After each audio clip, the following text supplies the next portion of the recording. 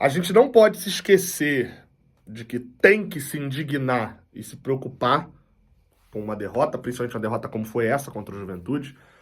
Por outro lado, a gente também não pode se esquecer de que não é uma terra arrasada. O Fluminense perdeu para o Juventude por 2-1 lá no Alfredo Jaconi, numa virada em 2 minutos, ou 1 minuto, dá para dizer, 10 segundos, entre os dois gols da virada do Juventude. Nesse vídeo aqui é uma análise sobre essa partida. E depois de 2 semanas sem atuar, né, o Fluminense não jogava desde a vitória contra o São Paulo, vinha de 3 vitórias seguidas, classificação contra o Grêmio, uma vitória fora de casa contra o Atlético Mineiro e uma vitória em casa contra o São Paulo.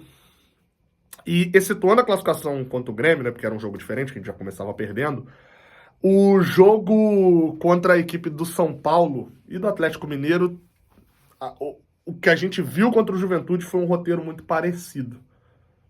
Só que no finalzinho o detalhe mudou, a conclusão da história mudou. Vou pegar o jogo do São Paulo, tá? Para poder descrever. E já descrevendo esse do Juventude.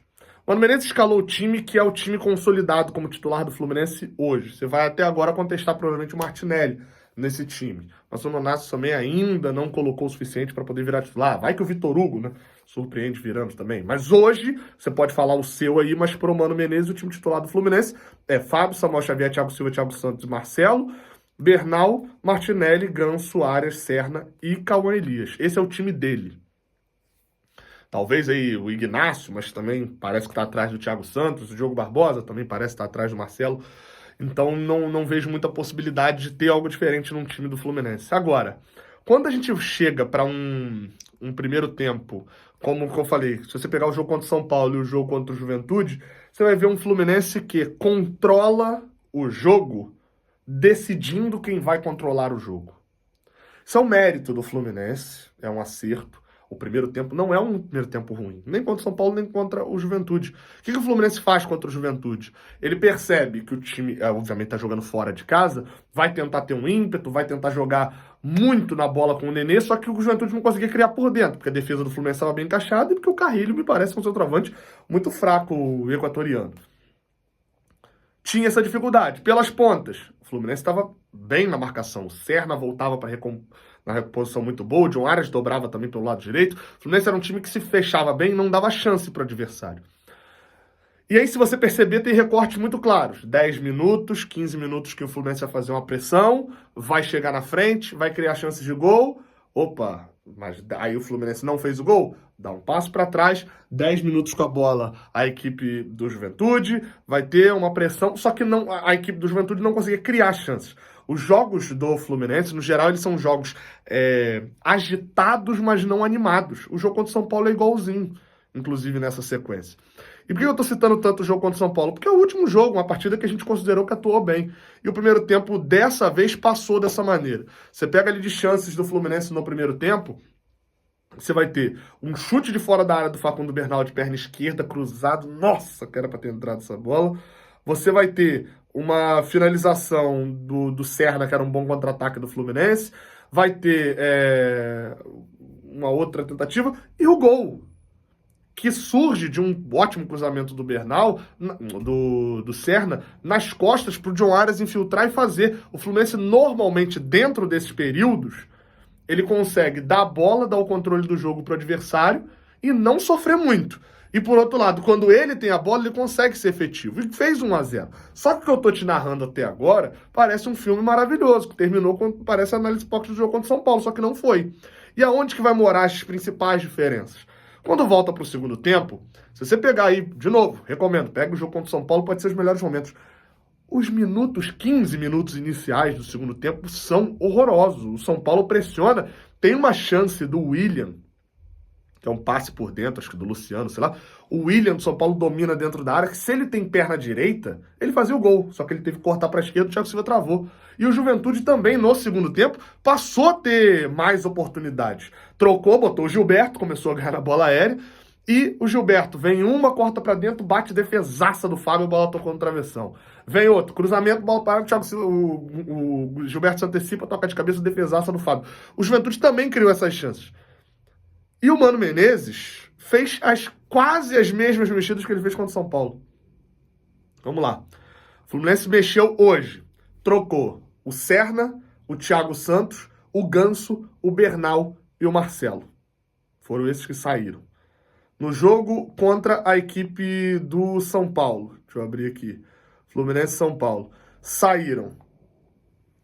Aqui, escalação. Ganso, Bernal, Serna, Marcelo e Cauã Elias. A única diferença é que saiu o Thiago Santos nesse jogo e no jogo contra o São Paulo saiu o Cauã Elias. No jogo contra o São Paulo entraram John Kennedy no lugar, né? Na teoria ele entra depois para suprir a saída do Cauã Elias, uma mexida que o Mano fez diferente. Mas entraram Felipe Melo, Keno, Lima e o Guga como lateral esquerdo, porque ele não tinha o Fuentes ainda. 4 mexidas na teoria, né? Mais uma vez, com o Guga que seria o Fuentes, iguais às de hoje. As mexidas foram parecidas. Óbvio, ele botou o Thiago Santos como lateral esquerdo, faz um teste antes e tal. E isso freia o ímpeto do Juventude, tal qual o Fluminense freou o ímpeto do São Paulo. Se você pegar os melhores momentos, ou pegar o jogo completo para poder assistir, você vai ver que o Juventude não tem ataques perigosos entre os... Quanto que é? 12, 15 do primeiro tempo, do segundo tempo, que é a mexida? Deixa eu ver. Escalação. Ó, a mexida do Fluminense, ela é feita... As primeiras mexidas, né? Aos 15, aos 20 do segundo tempo, o Fluminense faz as 3 mexidas que mais influenciaram ali no início. A entrada do Lima, do Nonato e do Felipe Melo, a saída do Marcelo, do Bernardo e do Ganso. E o Juventude passa um longo tempo sem conseguir atacar. Pelo contrário, o Fluminense tinha chance com o Cauã Elias. Teve a chance até de matar o jogo e não matou. Aonde que os caminhos se dividem entre São Paulo e Juventude? Se dividem na desatenção do Fluminense. O Fluminense largou o jogo no meio. Na desatenção, que também ocorreu contra o São Paulo, mas que acabou não dando em gol, foi um fator só e pronto, contra o Juventude ela se repetiu. Se repetiu com o Gilberto chutando na trave, se repetiu com o Gilberto cabeceando pro gol, se repetiu algumas vezes no segundo tempo, até o momento em que água mole em pedra dura, né? Tanto bate até que fura. E aí saiu o gol num lance. Eu vi alguns pedindo falta no Nonato, não achei nada em cima do Nonato. E o Bernardo, não tirei Bernardo. Misturei Bernal com Ronaldo. Ronaldo sobe sozinho para cabecear e empatar o jogo. O Mano Menezes na coletiva citou um ponto que, vá lá, na hora eu não percebi, mas depois falei, beleza, dá para considerar. Que é o fato de que alguns minutos antes o Thiago Santos tinha caído, o Fluminense, o árbitro não deu uma paralisação que era para parar, aí o Juventude não fez o fair play, aí ele deu amarelo pro Fábio, não deixou fazer a substituição, amarelo pro banco de reservas, e o Fluminense com aquilo se dispersou. Ok essa avaliação do Mano Menezes, de fato isso pode ter dispersado o Fluminense dentro daquele momento do jogo. O Fluminense é que não pode se dispersar por causa de arbitragem. O Fluminense naquele momento tinha em campo Felipe Melo, Fluminense tinha Thiago Silva, Fluminense tinha Fábio. Isso eu tô falando só de pensamento de jogadores com experiência técnica dentro de campo, o suficiente para não entrar em pilha.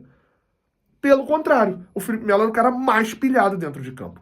Então, assim, hoje esse cenário foi uma sucessão de problemas que aconteceram não só pela forma como o Fluminense jogou contra o Juventude. Eu até usei esse exemplo, né? O Diniz adorava a frase cometemos erros que não costumamos cometer. Só que ele falava essa frase toda semana. E aí mandaram isso na mensagem. Eu falei, o Fluminense não cometeu erros que costumam... Aliás, o Fluminense cometeu hoje, com o Mano Menezes, erros que não estava acostumado a cometer. Mas o Fluminense correu riscos que correm todo jogo. Quem assiste as análises pocket aqui, mesmo as de vitória, obviamente depois do primeiro minuto, onde eu brinco, faço alguma coisa, quando eu analiso o jogo, eu sempre falo esse ponto. O Fluminense é um time que vai correr risco. Sabe por quê? Porque o Fluminense, se ganhasse, era líder do retorno. Então o Fluminense sabe o tamanho do buraco que ele estava enfiado no primeiro turno. O Lessa até falou isso. Chega a ser bizarro o fato de que se o Fluminense ganhasse o jogo, ele era melhor time do retorno, já está aí com 8, 9 rodadas, e aí ele perde. Se ele ganhasse, ele era o melhor time do retorno, líder do retorno. Se ele perde, tá na boca da zona de rebaixamento. Olha a situação que a gente estava no início. Então esse ponto, obviamente, faz com que o Fluminense, dentro de um jogo, ele precise correr riscos. Porque o Fluminense precisa competir com o Atlético Mineiro fora de casa, contra o São Paulo em casa, contra o Juventude fora. Vai ter que competir contra o Botafogo semana que vem, que tá voando. Vai ter que competir na outra semana contra o Atlético Goianiense, que tá mal. O Fluminense precisa competir com todo mundo. Só que a sequência de vitórias dentro desse jogo contra o Juventude e os outros fatores que eu citei podem ter sim desencadeado num momento em que o Fluminense relaxou. Quando as coisas começam a acontecer todas as vezes igual, de uma maneira igual, e os roteiros da vitória do Fluminense têm sido parecidos dessa maneira, você começa a dar uma relaxada. Ah, a gente vai ganhar o jogo. A gente já sabe o que vai acontecer.